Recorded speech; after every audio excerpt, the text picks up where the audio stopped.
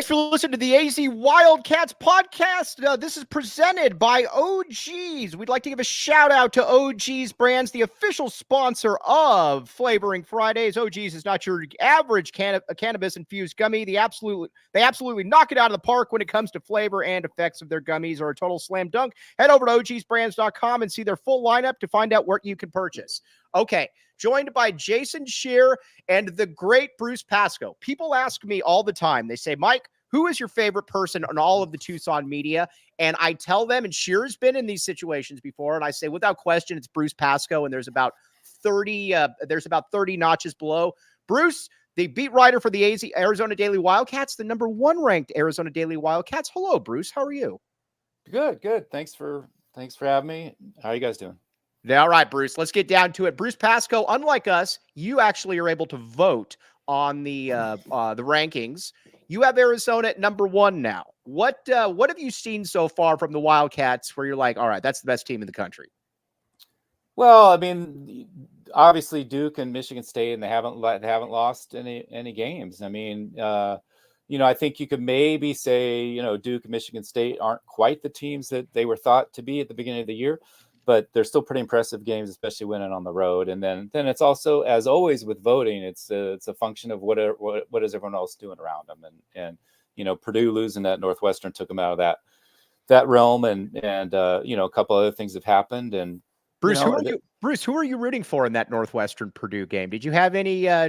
Who were you rooting for? Well, it's hard, because I went there, so and my son goes there now, so it's hard because you are objective, but obviously you can kind of watch it a little bit as a fan. But that game was interesting because I wanted to see Purdue because A, I'm voting, B, Arizona's going to play them next week, and C, because my son was sitting in the second row of the student section. I was trying to see if he was there. Plus, I was kind of seeing if they could pull it off as they did last year there. So it was kind of fun. But usually it's just weird. It's like you don't even really like cheer or something when you're rooting for your own school because you just kind of get that drummed out of you being a journalist. Well, Bruce, when Northwestern plays ASU in Phoenix in a few weeks right before Arizona, can we get you to root for Northwestern openly? Probably not, because Mike will take video and post it on Twitter or something like that. So I'll have to be careful. All right, this is how cool Bruce is. So we have a group chat with Bruce called, instead of backing the A, Brucing the A. And so we asked Bruce, we're like, Bruce, are you watching Kansas and UConn? And he says, no, I'm watching Purdue because I've got to watch a team that Arizona's about to play. So we like that a great deal. Now, Wisconsin's coming up. Bruce, this is why you're smarter than us, because we were making fun of you before the year you were talking about how good Wisconsin was. And we're like, Bruce, don't see it. Bruce, turns out you're an oracle of knowledge while we're just Bruce, Wisconsin's good though, Bruce. Come on. Right. But I didn't think they'd play as well as they have the last 4 weeks. I don't think anybody did, but it's also not a huge surprise because they've got a ton of guys back. They've got, I think, 3 of their starters started for their, title team, their Big Ten team a couple of years ago. And then they added a great, pretty good transfer wing in AJ Storr, who really, kind of adds another dimension to them. And they're just solid all the way around. So it's not a huge surprise that way, but I think maybe, right now they're playing better than I think anybody could have expected. So it's probably, this makes even more for the game tomorrow.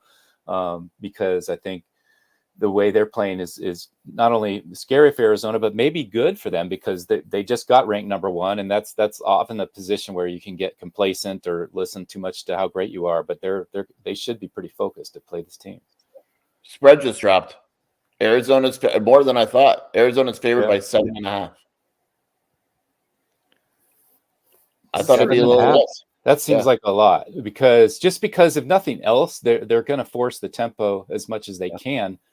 Arizona's not going to be scoring 90 or 100. I don't think. They're going to break off some stuff and score in transition, but I don't think it's going to be that high scoring. So Here's where Wisconsin's interesting to me, though, is that you're not going to have anybody that's going to drop 30 points. It's essentially going to be, I mean, you look at it, it's a really well-rounded unit. You got 7 guys that basically go between 7 and 13 or 14 points. They're not going to beat themselves. I am curious, though. Arizona, I think, is going to try to push the tempo here, Bruce. I mean, you watch it with Lloyd, and Lloyd feels, I think, that he's going to try to exact his athleticism out there. What do you see? How do you see this game unfolding? And then we got questions coming in hot and heavy for Bruce Pascoe.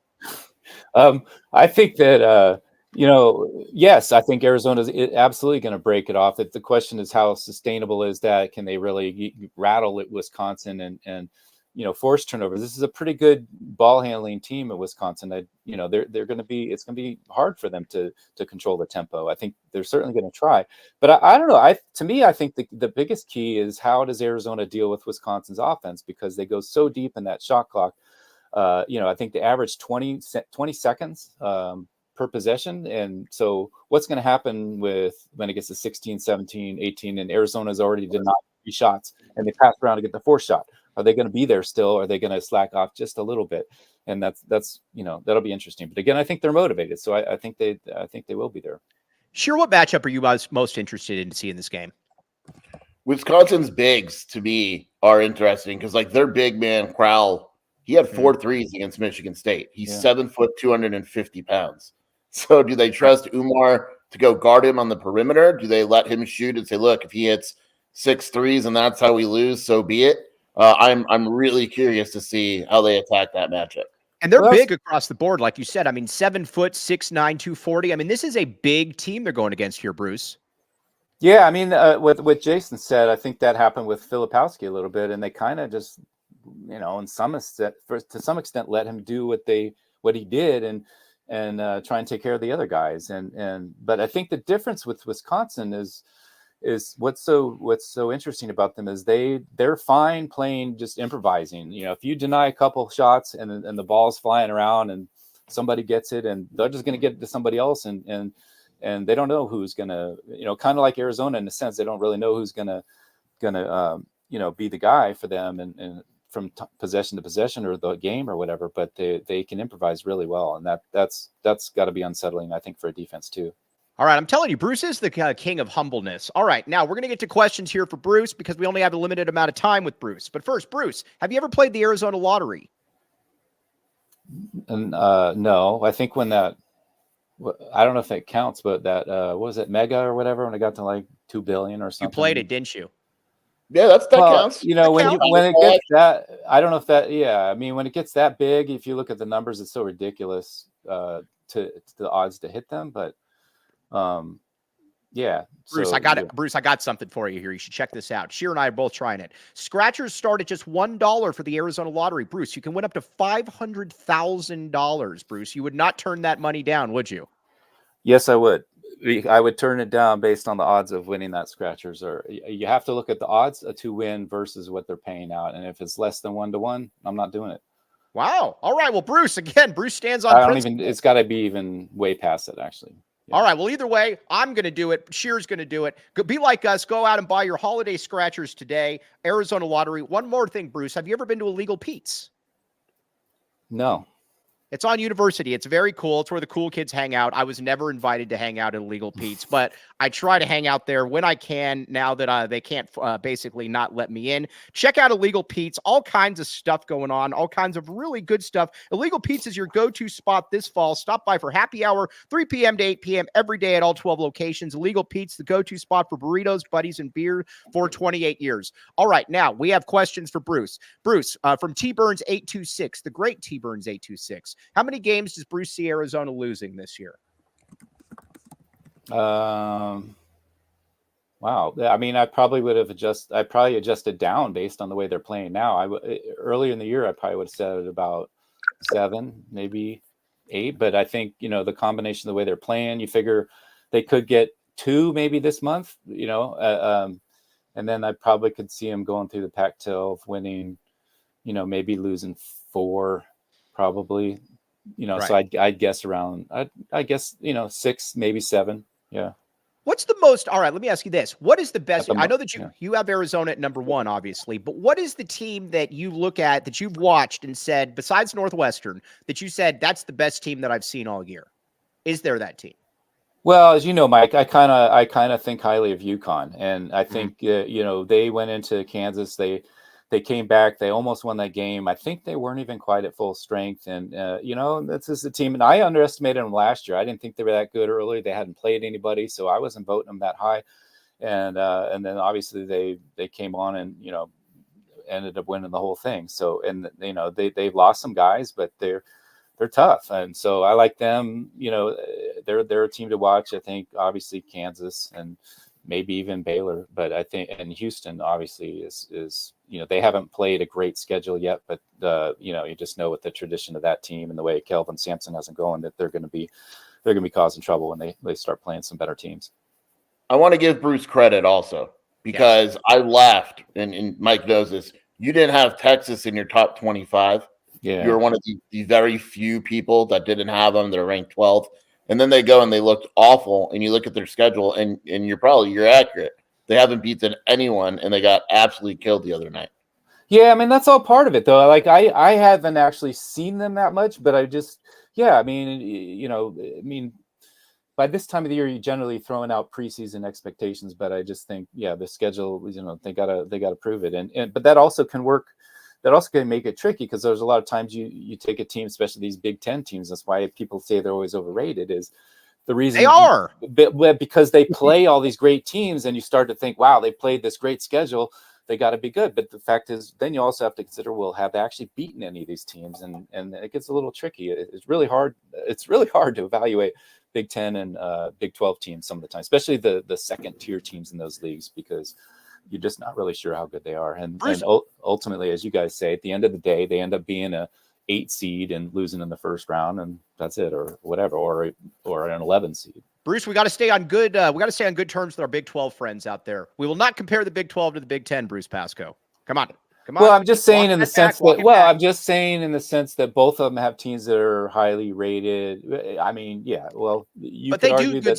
But Big 12 wins in the March, though. All the Big 10 teams get knocked out in the first round. Well, Northwestern made the second round last year, so not everybody in the Big Ten. For that one, right? Not everyone in the Big Ten did as bad as expected. So, just saying. But okay. No, I mean, no, you're right, Mike. Absolutely, the Big 12. I don't think anybody disputes they've been the strongest league in regular season and postseason. But the Big Ten also does have a lot of highly rated teams, however you want to rate them, KenPom or whatever. So those power ratings, when you play a high KenPom or Sagarin team, your ratings are going to go up. So as a voter, you got to look at that and say, what does this really mean? All right, we only got time for a few more questions with Bruce. All right, Bruce, another question for you. Man, these questions are hot and heavy. Do we bring in Bruce? The numbers come in. Bruce, what out of conference matchups remaining gives you the most worries outside of maybe Purdue? What say you, Bruce Pascoe?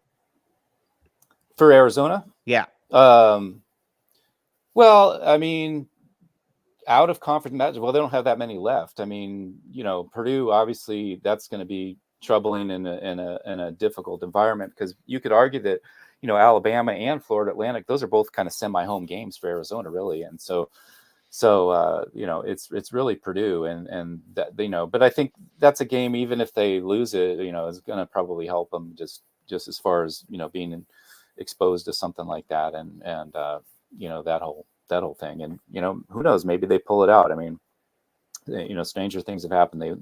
This team has played really well in non-conference pretty much the whole time under Tommy Lloyd.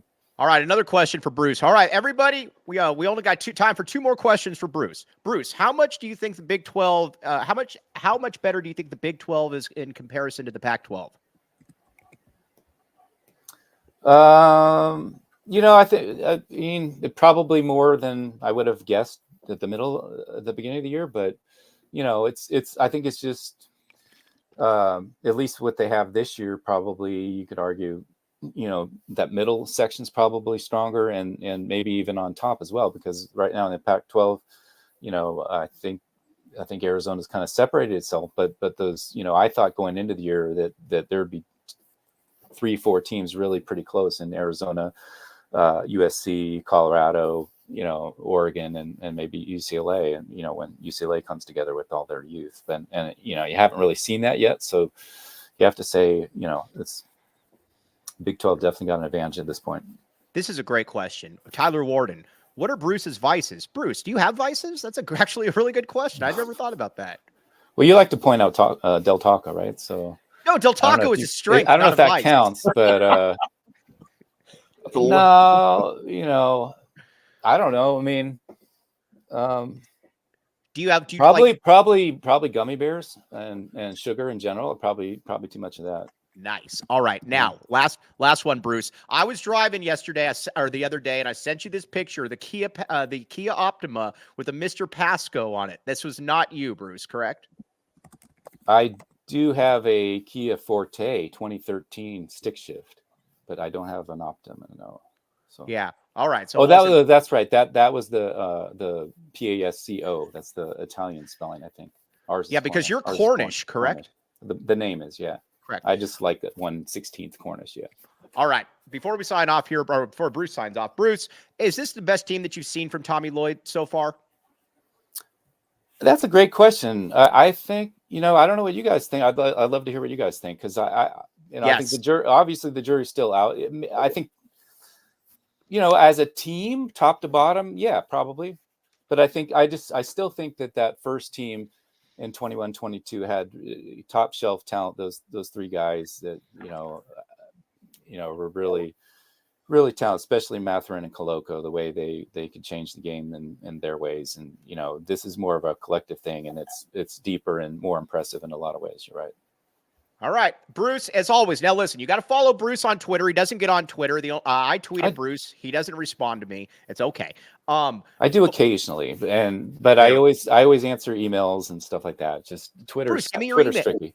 Twitter's just it's a time thing too. Like I found if it's like any social media, you get sucked into it during the season, especially. It's hard to find time. Will you be more responsive if I emailed you in group as opposed to just texting? Which would be a better way to get a hold of Bruce Pasco? Texting, yeah. Okay. That means like everyone. Emails, you get them and then you forget about them, and the next thing you know, it's like a week later you're trying to get back to somebody. Right. All right, but again, Bruce, get the Wildcaster app. Get the Arizona Daily Star. You've got the great Bruce Pasco giving you everything you need to know about the Arizona Wildcats. This is the number one team in the country. Bruce has covered other number one teams in the country. There's no better person to be doing it. Bruce, as always, we really appreciate your time, my guy. Thanks for having me, guys. Appreciate it. All right, thanks again, Bruce. Yeah. We'll talk to you.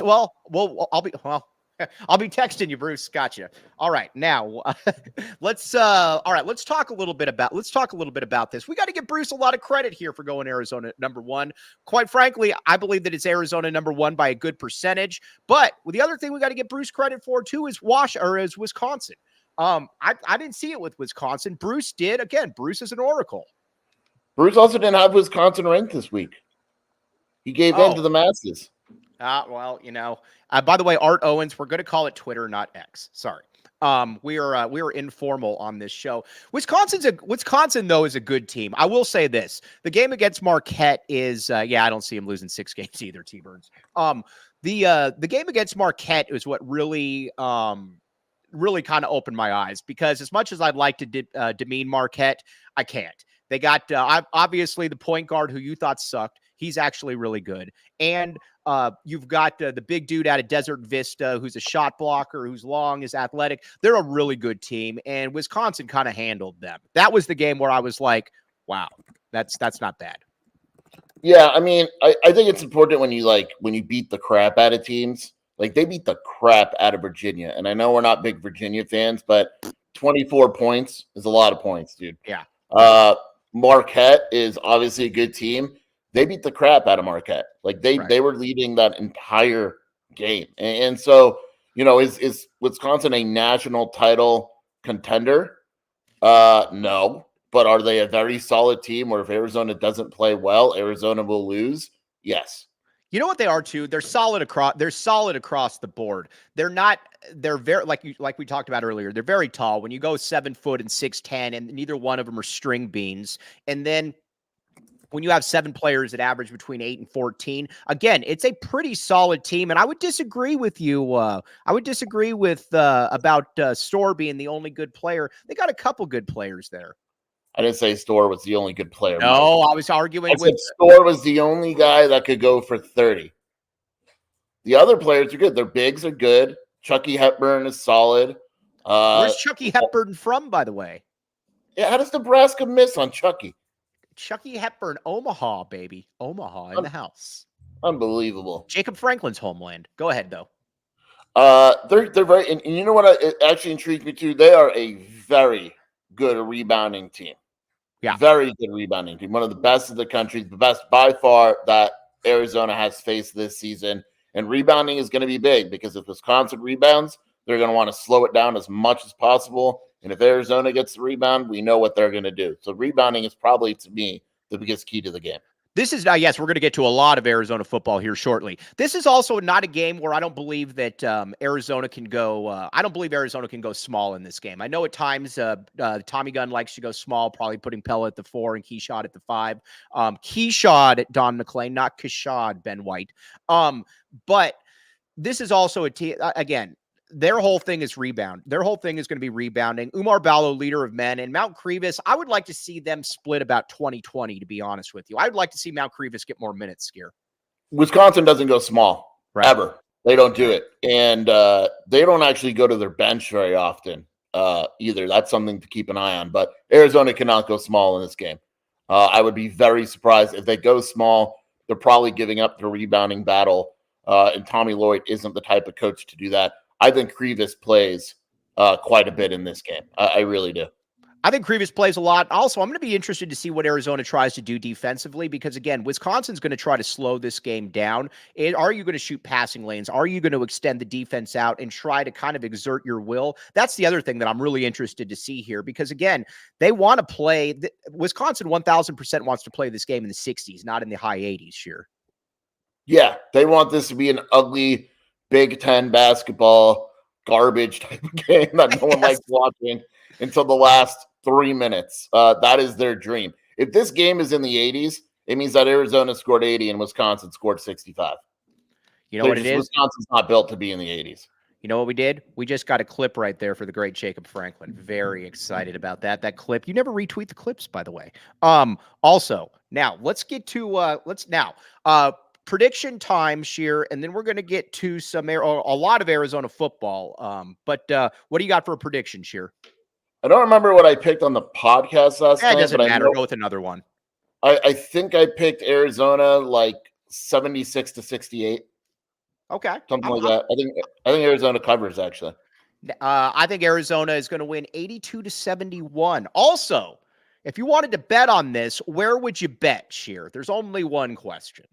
Come on. My bookie down the street. No, BetMGM, code word. I got nothing. The BetMGM Sportsbook app. Again, we're trying to get you all money out there so you don't have to live like us. You can live better. BetMGM has you covered. Sign up for BetMGM. Use bonus code PHNX. Place your first BetMGM Sportsbook wager through BetMGM Sportsbook mobile app of at least $10. If the bet loses, your bonus bets will be available once your initial wager is settled. Check out the show notes for details. Again, place your first wager and receive $1,500 back in bonus bets if the bet loses. Now let's hear from Shane Diefenbach with the disclaimer. Problem? Call 1-800-GAMBLER. Colorado, D.C., Illinois, Indiana, Kansas, Louisiana, Maryland, Mississippi, New Jersey, Nevada, Ohio, Pennsylvania, Tennessee, Virginia, West Virginia, Wyoming. Call 877-8-HOPENY or text HOPENY 467-369 New York. Call 1-800-327-5050 Massachusetts. 21 plus to wager. Please gamble responsibly. Call 1-800-NEXT-STEP Arizona. 1-800-BETS-OFF Iowa. 1-800-270-7117 for confidential help Michigan. 1-800-981-0023 Puerto Rico in partnership with Kansas Crossing Casino and Hotel. Visit BetMGM.com for terms and conditions. U.S. promotional offers not available in D.C., New York, or Ontario.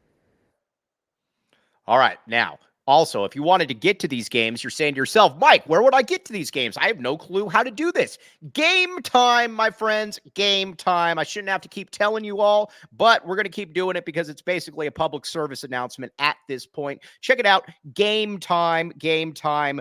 Download the Game Time app, create an account, and use code PHNX for $20 off your first purchase. Terms apply. Again, create an account and redeem code PHNX for $20 off. Download Game Time today. Last minute tickets, lowest prices guaranteed. All right, now It's time to talk about Arizona football. We've got news. We've got visitors. We've got all kinds of players that are in here, and these are not OKGs. Should we start with the Oregon State transfers? Rub it in a little bit? Yeah, I don't want to name all of them. I want to leave some love, but we can name some of the transfers. I don't know about the high school recruits because I don't know how out there that's supposed to be yet. All right. So can we talk about the Oregon State kids then? Yeah. All right. Sure. Easton Mascarenas Arnold, also a Spanish playwright. I will take this guy. Ex high 3-star kid out of Mission Viejo, Oregon State, Arizona. I would assume will offer him. Oh, he's offered. It's kind of a joke. He's offered. Yeah. Him and what's cool about him is so him and Achille Arnold is the other one from Oregon State that you were going to mention. Right. Step brothers through late marriage. Their mother is former softball star Tony Mascarenas. So there's clear connections. This might be shaping up to be an Arizona USC battle. Well, and he would be nice to have because we've talked about it all season. As good as Jacob Manu is, there was kind of a weak link next to him, whether it was Flo, whether it was Daniel Haimuli. Yeah. This would correct some of that, and it would also, along with hopefully Leviticus Sua making that next jump, hopefully become a little bit of a three-headed monster. I will say that a pairing of Jacob Manu and Easton would be up there with the best in the country. Think about it, because the only guy that came close to Manu in tackles in the conference was Mascarenas. Correct. Like that would be crazy good at linebacker. And what I like too is that you're not bringing in a Smurf. I know he's 5'11", but he's 235 pounds. He's a big dude already. You're all of a sudden that run stuffing core with those two dudes. If you get them, that's really, really good. I would out of everybody that Arizona's looking at in the portal, in my opinion, this is the top priority. This is the best player out there. Yeah, I would agree with that. I love the wide receivers. I'm all about Arizona going out and landing wide receivers. Right. But at the end of the day, I'm very confident in what this offense will be like under Jed Fish moving forward. I think they'll always have talent. The defense, being able to add guys that'll upgrade certain positions is a very big deal because they're losing a few players on defense. No disrespect to, the guys that they rotated at the second linebacker, but you being able to plug in arguably the second best linebacker in the Pac-12 is next to the best. Yes. Yeah. I mean, all of a sudden that becomes a real problem. So again, actually, Jacob Franklin, that is going to be the clip. I do apologize there. I think this is actually more important. Achille Arnold would be some nice little depth as well. Again, the thing with the secondary that's fascinating is the secondary is loaded. It's not like the linebacker unit where you've got a bunch of where you've got spots, obviously. Achille Arnold would be a nice little addition there. Compete for playing time, obviously, but it's not going to be guaranteed like Easton Mascarenas Arnold. We got to keep in mind, too, remember, Arizona plays quite a bit of the dollar package, which is when they have multiple defensive backs. So you have a scenario where Arnold is on the field at the same time as Maldonado and Genesis and Dalton. Like, you can make that work. And that's why they brought in the Indiana transfer. Also, we could say this, Shaw, because, if Shaw was good in high school, a Long Beach Poly kid also, he was legit. Like, the guys that they're bringing in are good. Just say it. They're good. Yeah, like I don't know why I said he's from Long Beach Poly. He's not. But like, these are guys that even if they don't start, they're going to dramatically improve this defense. He's from Downey Shear. It's not the same. I don't know why I said Poly. I said it right away. Oh, Paul Sinelli asking, how deep is Wisconsin? They go 7 deep. Paul, come on, buddy. We were just in there. Yeah, they don't go deep at all. Yes. At all. All right. Been asked about Sal Point. I like Eric Rogers. Great deal.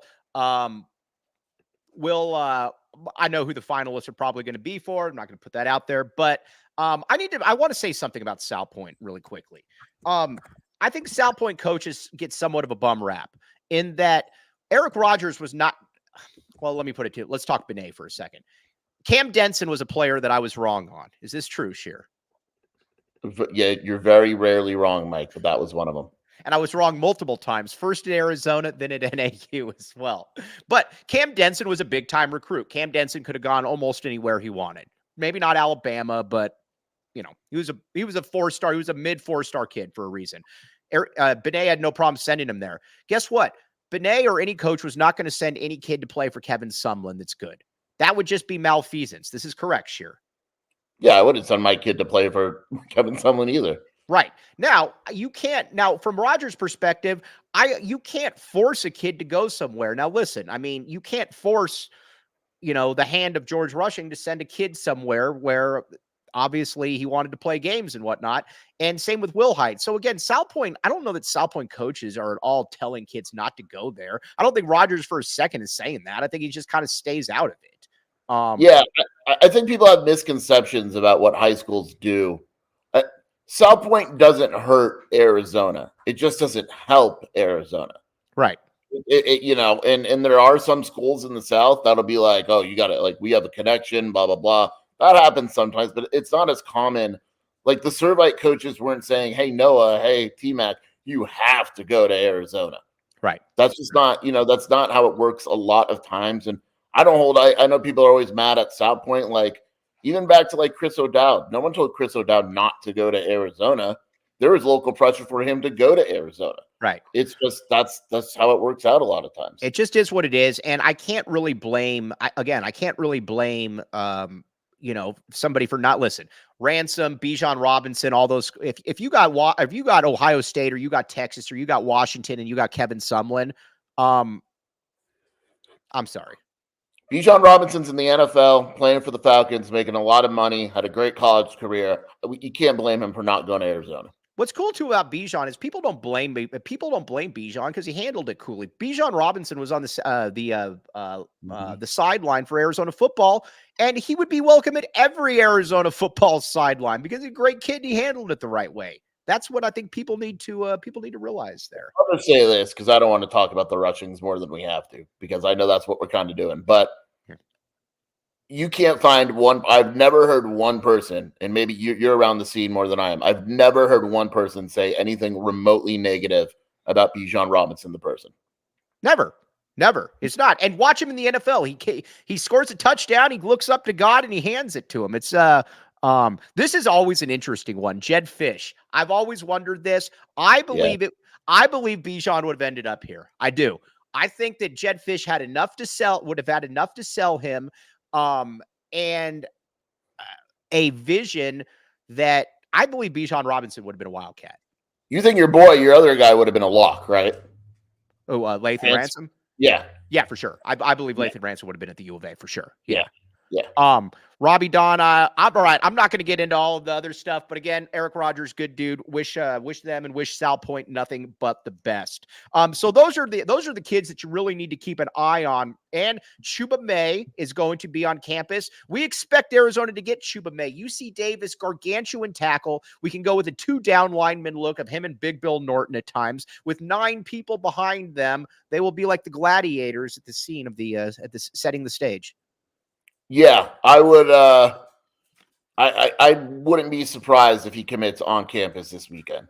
Yes. It's interesting. Baylor actually, he's we talk about UC Davis. He doesn't have any offers and all that. In the last 3 days, I think Houston and Baylor just offered him. So I mean, he's look, he's going to Arizona unless Arizona decides they don't want him, which I don't think is going to happen. He's going to Arizona maybe as soon as this weekend. All right, now let's talk a little bit about Noah Fifita. So there's some names. Obviously, Mikey Matthews, obviously visiting as well. We've talked about him. Wide receiver out of Utah. At the very least, he's in close with the Servite kids. I saw Chester Burnett tweeting something out about come home or whatever the case it is. So he's obviously in good with them. I'd love to see Mikey Matthews here. I don't believe he's better than Kevin Green. Everybody always talks to me about Kevin Green. What is your obsession with Kevin Green? It's because I think he's good. Now, I don't believe he's better than Jacob Cowing, but I believe that Kevin Green is good. I want to see Kevin Green on the field. Sheer, what say you? Here's the thing, too, that I think if you look at Arizona's visitor list, right, and this is what I like that Arizona does. Mikey Matthews went to Mission Viejo friends with Noah and all them, right? Arnold and Mascarenas went to Mission Viejo, right? This is what they do. Like they did it with Servite, and now they're doing it with Mission Viejo. They did it with Bishop Alemany as well. Yeah, like it's really smart. Mikey Matthews. See, I think watching the two, that Mikey Matthews and Kevin Green could 100% be on the field together at the same time. I wonder, and I said this the other, I wonder if they bring in Mikey Matthews, if they move over Green and have him compete. And, you know, there's going to be more wide receiver rotation. I like Matthews. Is he as fast as Kevin Green? Probably not, but his routes are really good. He gets the job done. And we said this before, you always look at how teams react, like their fan base and stuff. Right. If they do and Arizona fans do it too, like, oh, that guy's really good, or, oh, we didn't want him anyway. Yeah. Utah fans were heartbroken when Mikey Matthews entered the portal. They loved him. Right. He's going to be good. He's going to be good. I would take him again. I just don't want this to affect Kevin Green. That's all I'm saying. Etienne, everybody's asking me about Etienne. No. Why? I don't know why. Arizona. I don't know why he's going to come. Listen, as good as we are now, we're very good. We are not giving the middle finger to Bama for recruits, essentially. Yeah, look, number one, you have Jonah Coleman, right? Right. You have running backs. Maybe they go and they add a portal running back, right? Mhm. Look, the money has to go. Arizona's being very smart with their NIL money, if you notice. The guys they're bringing in are very good, but they're not like, okay, here's our NIL money. Well, we're done for the class. Like, we're done, right? Etienne is one of the best running backs in the country. Like, he's going to cost the amount of money where you're like, how much better than Jonah Coleman would he be? I would never bring him in just because of that the NIL. And again, like you said, I believe that Jonah Coleman, you disagree with me. I believe Jonah Coleman can be an all-conference running back. I believe that he should get, you always said that he's not going to get enough carries, Sheer. You've always said this. No, you said he would run for like 2,000 yards. I did not say that. I said 1,300 yards, 1,400 yards. Yeah, no, he won't. He won't. So you still think he's going to be about an 800-yard back? I'll go 1,000 next year. Okay. But a player like Etienne Brad Rich, the great Brad Rich, 2 first names, Brad Rich, that's $1 million NIL. Yeah. Can we just, like, the NIL money, a lot of it is accurate, but a lot of it, like, did you see the article about, like, Marvin Harrison Jr.? No. What did he say? May not go to the first round of the draft because he can make it an NIL. No, he can't. No, he can't. This dude is not making $30 million in NIL money. Like, come on. What are we doing here? The most I've heard of for a player, like, I think Cam Ward is probably going to get like $1 million too. Quarterbacks are definitely going to get more for sure. Yes. Kyle McCord's going to make a lot of money.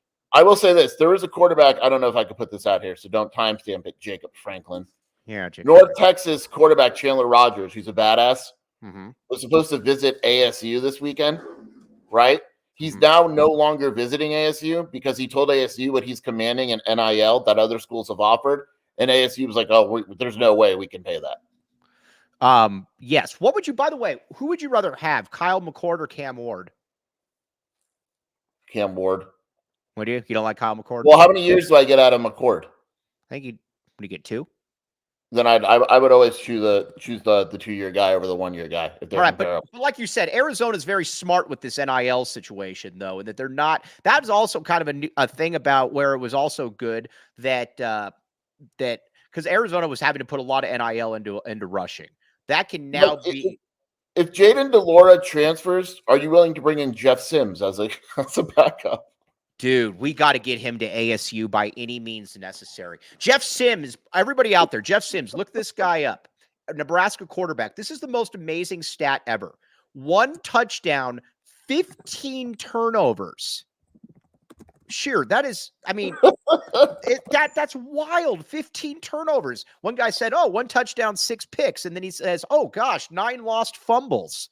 It's not good. So we need to get him at ASU. Trenton Bourguet, much, much better. I don't believe that Damian Martinez, Tyler Warden is coming to Arizona. I would definitely take him, but I don't believe that he's coming there. Big Bill Norton. We got to talk about Big Bill Norton. That is the apple of everybody's eye. I haven't heard anything on Big Bill Norton, and I don't know if it's a good thing or I don't know if it's a bad thing. I'm going to ask my source one more time. I love Big Bill Norton. He's not transferring. I don't see him transferring. Does he want to try to go for the NFL? Right. Oh, Joseph said we all saw the Colorado game, Mike. Yeah, that's fair enough. You probably already know what you got. If you watch the Colorado game, you know what Jeff Sims is all about. You know. But as a third, fourth quarterback on Arizona, no. You think Jeff Sims could beat out Braden Dorman? No. I don't either. No, I would never put Jeff Sims on the field because I know what he is. I'll go one. You know what? Can you transfer to Army without enrolling? Yeah, but the problem, Jeff Sims would be awesome at Army. No, but the problem is he fumbles it every time, though. True. You can't, like TJ Wilmore said the other day. Why didn't you just go to like one of those triple option schools? You can't. That's even worse, possibly, because he'll fumble it. If they bring in Kyle McCord, does my German dude transfer? You would bring him in, right? Heinrich Herberg? Yes. The Panzer tank commander, Heinrich Herberg. Yes, I would. I would do that. It's enlisting. Thank you, Brad Rich. All right, let's talk Noah Fifita here for a minute. The great Jacob Franklin has a video here of Noah Fifita that his pops Les Fifita posted. This is Noah. You could probably guess who he is. A 9-year-old boxing a 12-year-old who is, I guess, bullying people. Look at this. Look at this. This is what we're all about here. Look at this. Oh, look at the blow by blow. Look at the jab. The jab is solid. The head movement. Oh, duck in the right. Oh, this kid wants no part of Noah Fifita. Look at this. And Noah's 9 at the time. I mean, this is awesome. This really is. By the way, shout out to Les for putting Noah in with this behemoth of a man. Yes, dude, seriously. This kid's like a 5'8", 12-year-old, and Les just goes, "Go get him, Noah. Go get him, man. Seriously. Here's the headset. Dude, look at that. And he's got him in the ropes now. Look at this. This is wild, this dude. Kid's just walking him down. Look at Noah's defense. So see, this is very similar to football, right? Noah's playing it smart, moving around a little bit, and this kid's just trying to walk him down. He's taking what the defense is giving him right now. By the way, to Palmer Hoffman, the next time we get Noah in the media, I will 100% ask him about this video. Right. Oh, absolutely.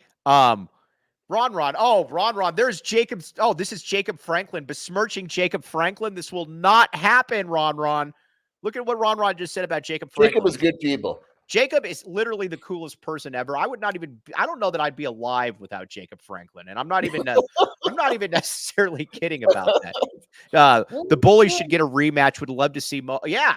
I'll tell you one thing. I would take Noah 1,000% over whatever this guy is now. This guy could be an American gladiator, and I would still take Noah Fifita. T-Mac made a comment that some random dude would smoke your ass to Noah. So I wonder if that's the kid. Oh, I saw that. And like he grew up to be like a Samoan power lifter. I saw that. I almost retweeted when it said Zane would sleep your, you know what. I saw that as well. Yeah, you're right. He grows up to be like a power lifter. He's like a Mr. Atlantis or something.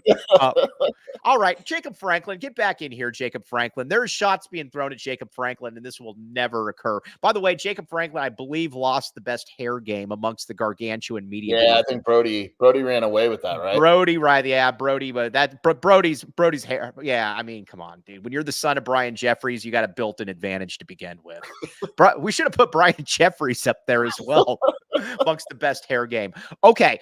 Now as far. Oh, by the way, Sheer. I got to give Cody James Martin a ton of credit. He has been on the front line of the Circle K movement, looking for the best gas prices. Circle K, my friends, $2.52.